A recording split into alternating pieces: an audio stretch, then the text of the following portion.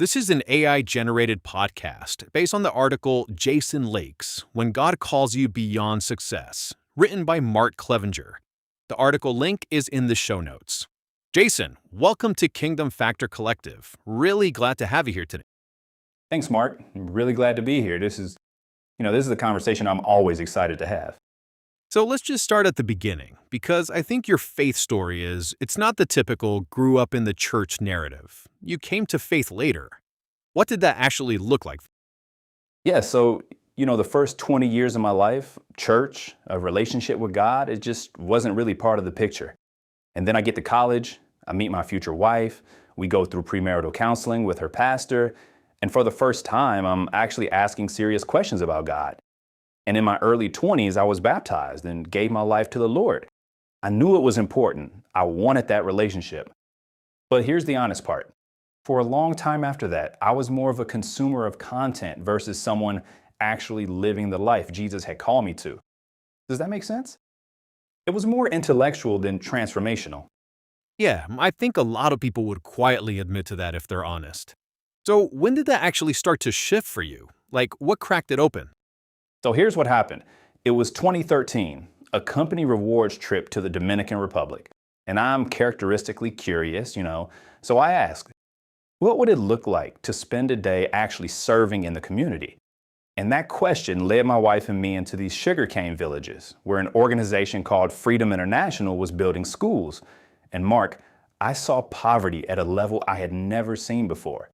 I was brought to extreme sadness in the moment. These people have so little. But then, and this is what wrecked me, these people with almost nothing, radiated more faith, more joy, more love than I had encountered almost anywhere else.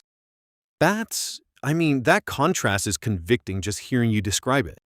It really is. And I came home thinking, I've got so many things, but I have so little dependency on the Lord. These folks have so few things and such a high dependency on just how they're going to make it to the next day. And the only difference between me and that family in the sugarcane village was where I was born and what family I was born into.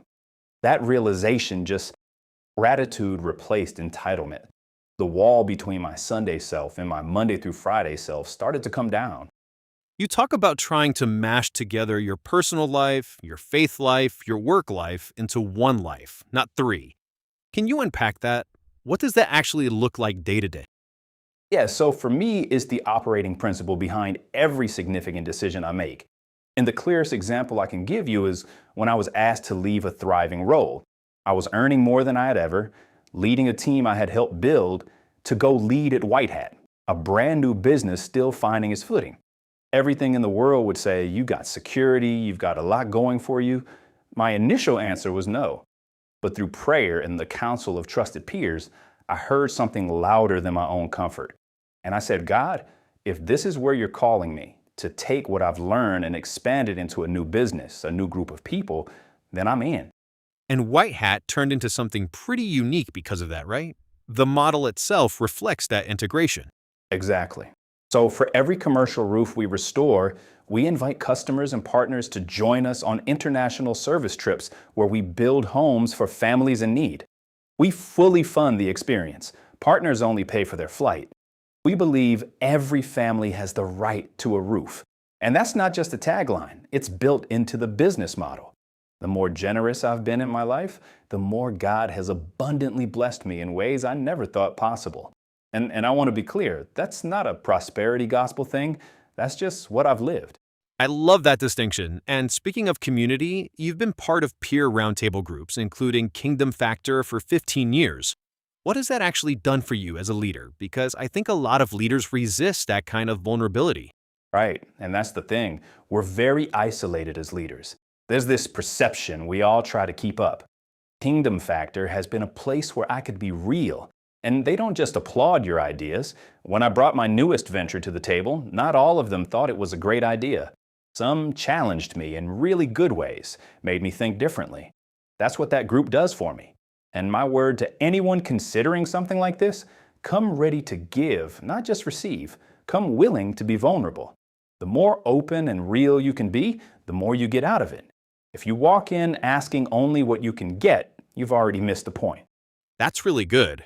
So let's talk about Beyond Success, because this is the new thing you and your wife launched. It's rooted in 3 questions. What are those questions? Yeah, so is this all there is? Has my career become my identity? And am I building my kingdom or God's kingdom? Those 3 questions quietly haunt most high achieving leaders.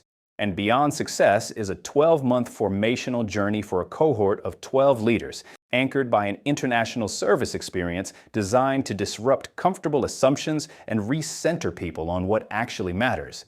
I'm taking hundreds of people on service experiences over the years and watched nearly all of them come back transformed.